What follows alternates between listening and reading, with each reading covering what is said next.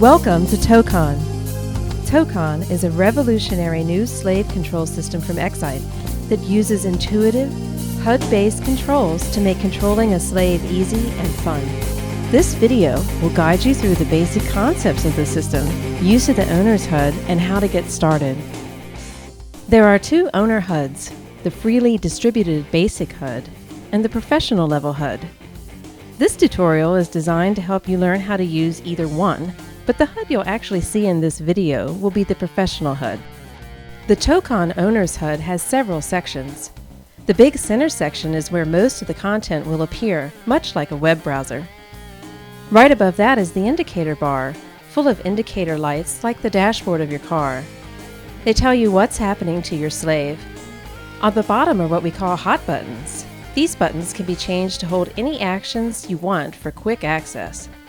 At the top are two important buttons, the Home button and the Minimize button. The Home button will take you back to your home screen, just like a web browser. The Minimize button will shrink and grow the HUD so that it won't take up all sorts of screen space when you're not using it. The HUD can be placed anywhere on the screen, in any HUD location, and can be resized. For the purposes of this tutorial, we have made it quite large, but you can make it smaller if you wish. Right now, we're looking at the home page of the HUD. The home page contains buttons that lead to the other pages of the system, like a website. We'll go over what many of these mean, but right now let's focus on the first thing most owners will want to do: target a slave and play with them. Before targeting a slave, the slave must have added you to their owner list using the slave HUD. In our example here, the slave has already done that, but you may need to ask your slave to add you to their owner list before proceeding. Clicking the top left button takes us to the Target Slave screen where the last 8 slaves I've targeted will appear. In my case, no names show up, so we'll use the little Add button below the list. Notice that the dialog box appears, listing the people around me. All I need to do is select the name of the slave, and now that slave is targeted, and it takes me back to the home page. Once the slave is targeted, I'll see their name at the top of the HUD, and a lot of new buttons light up telling me I can do these things to the slave. Keep in mind that only the parts of the HUD that I have permission to use for this slave will be available to me. As a full owner, I can pretty much do anything, but your access to each slave may result in different options being available. For a full discussion of the rich access and permission system built into ToKon, spend a few moments looking at that tutorial video as well. Notice the indicator bar at the top. It's telling me that my slave is online and in range. That just means they're in the same region or sim as I am, and I can now play with them. The indicator bar may also tell me other things about the slave. For example, the AO light is on, telling me the slave is using an AO. You'll see how this bar can be used to keep track of what's happening to the slave. But for now, let's have some fun. The second button on the home page is called Actions and lets me do all kinds of fun stuff to my slave here. If you're using the freeware HUD, the Actions button may be in a slightly different location on the home page. To activate any of the actions, all I do is click on it. For example, let's hitch that slave up to a post. Notice that the indicator light up top is telling me that the slave is currently chained to something. To remove the post, just click on the same button. Notice that the chain indicator vanished. Now let's put him in a cage. See? Easy. Some of the actions on this page will take you to other pages. For example, if we select the Chains button, it takes us to a page where we can select the body part or parts to attach chains to. The Lock button allows me to lock various parts of the slave's gear onto their body. If they're using the Restrained Life Viewer, this will physically prevent them from removing that gear, and if they're not, it'll send me a message that it was removed. As you can see, playing with the slave using the HUD is very easy. Now let's head back to the home page. I can either press the back button up here in the title bar to track back like on a website, or use the Home button up top to quickly return to the home page. Other things I can do to the slave may depend on which HUD you're using. For example, you may see a restraint button, which leads to all kinds of ways of restricting the slave's movement. There may also be buttons for positions, animations, and overriders, all of which can be used to control the slave in different ways. One important button to note here is the stop button. This button triggers our IntelliStop function. The HUD knows what's happening to the slave, and if I press this button, it'll allow me to choose what to stop.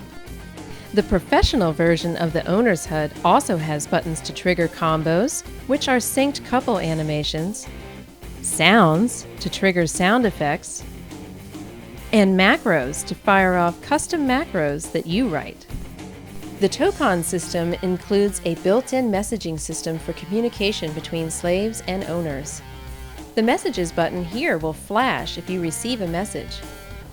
Usually this means the slave has been bad and removed a locked item, but you can find out by clicking the icon and flipping through the messages. The Control Panel button is rather important. Let's select that and take a look at the Control Panel page. These are settings for the slave that you can change, and each one leads to a second page full of settings and controls. Again, some of these settings might not be available depending on your access level for the slave you've targeted. Along the top row, you'll see icons to control the owner and access list for the slave, the permissions system, and the ban list. These items are covered in the access and permissions video.